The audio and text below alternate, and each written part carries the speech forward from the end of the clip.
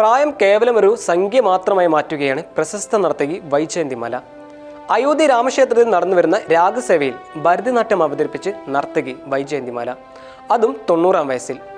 90-ാം വയസ്സിലും ശരീരത്തിന്റെ അവശതകളെ തോൽപ്പിക്കുന്ന വിധത്തിലായിരുന്നു പ്രകടനം കാഴ്ചവെച്ചത്. ഇതിന്റെ വീഡിയോ നവസമൂഹ മാധ്യമങ്ങളിൽ വൈറലായിക്കൊണ്ടിരിക്കുകയാണ് ഇപ്പോൾ.